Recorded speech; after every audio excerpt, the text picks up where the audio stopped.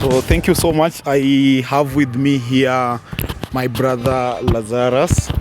This is an amazing person that I go to interact with during the cohort 2 graduation at Pan African University. And today we are still interacting once more during our team building for facilitators who are facilitating cohort 3 of the Beyond Success. And I've been looking forward to hear from Lazarus. My name is Jiule Mitch. I'm your host today for Royalty Defined. Thank you very much, Mitch, for having me on the program. It's very nice and it's a great honor to be on this show. I am actually very excited to have actually joined this program.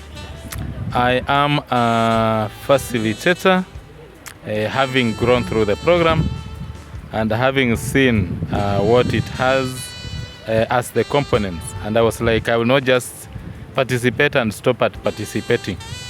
For the sake of just making sure I encourage everybody else who is possibly able, different like myself, I said, I have to stick in and hope I'm an encouragement to human race in general.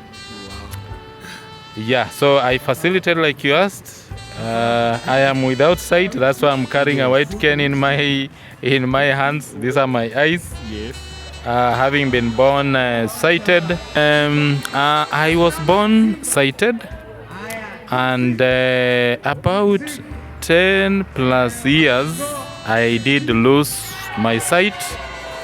And I lost my sight not through anything I can really say what it is, but Yes. it's genetics. Okay. It's courtesy of a genetic condition. Yes. And even when I was losing my sight, Yes. I also needed to understand which space I am in. Yes. And I realized life, amongst some of the permanent things, we know God, we know the enemy, the devil, and we know change. Change is something I discovered is part and parcel of our everyday life. So when change came in, it became it was a challenge that I needed to adjust. And that's now how I had to go for rehabilitation to rediscover myself. And then now I was introduced to a white cane that I did mention. Okay, I think my white cane has been through enough dents, and that is why it is multicolored. Okay. But the name white cane is just a standard name that has been used to refer to an assistive device that a person who cannot, who is print challenged, who cannot see in the free space, would essentially use to be able to find their way. Yeah.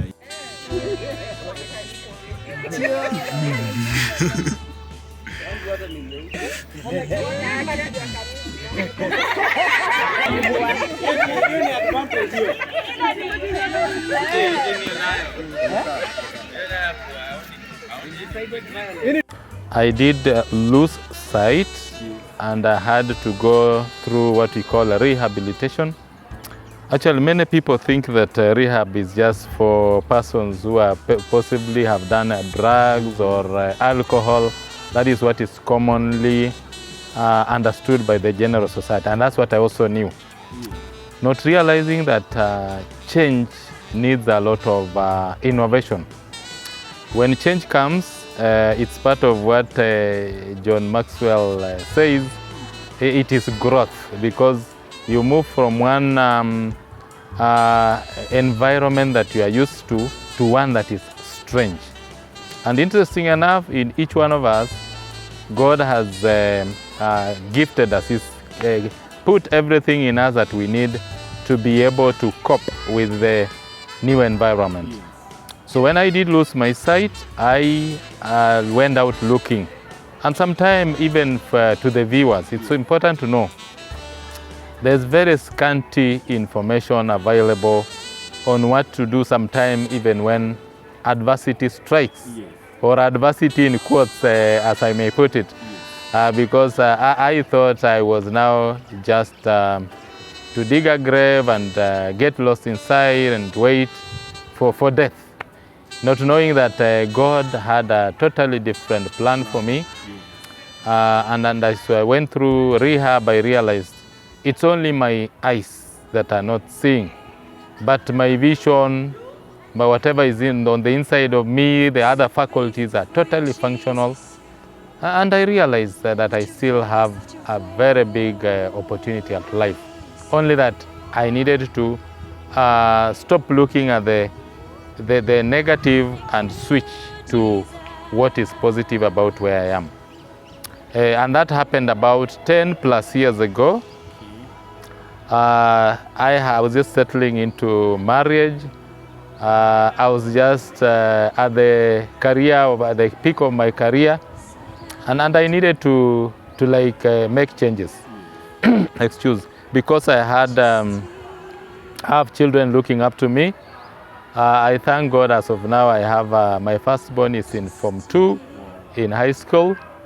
And for the sake of the viewers who don't know, Kenyan system, high school is not quite cheap. But I thank God that we are coping. I am with my wife, and I thank God she's also participating on the program, Beyond Success. And this is just a wonderful program. I will at any time recommend to anybody, in spite of where life might have placed you. In fact, it injects life into a person because I've done many programs personally. I have been through many other programs that have actually helped to skill me up. But when I came across Beyond Success, it's just a revolutionary program that it has made me, of course, when I came in, what I've also learned with life is that I use my life to challenge any program that I come across. So for instance, when I came to participate in Beyond Success, I did engage our Kenyan director, Sister Lydia, and I asked her that, yes, I cannot see, and you're telling me I buy a book, so how do I cope? And the good thing with her is I like her openness. She told me, just come and let's talk while we are in motion. And I thank God I came over into my round table participating, and everybody else looked at it like, how will this guy cope? The way the manual says, we each read a paragraph. Yes, and you have to put your mic on, mute, and you can see at the same time. So you need to use the Zoom app and also read. Yes. Switch on the mic, switch off the mic. Yes. Yeah, so what I have had, what I thank God for, like I did mention, God allows things to come our way when He's already equipped us enough. So lucky for me, I am an ICT student. I had studied ICT, and that's what I also do. I teach ICT. And so I thank God I'm at technology, I'm not that badly off. So I just took the book and in fact, I created a soft copy for myself so that then I'm able to follow the soft copy of the manual, as well as I have also converted it into an audio digital material which I can listen to.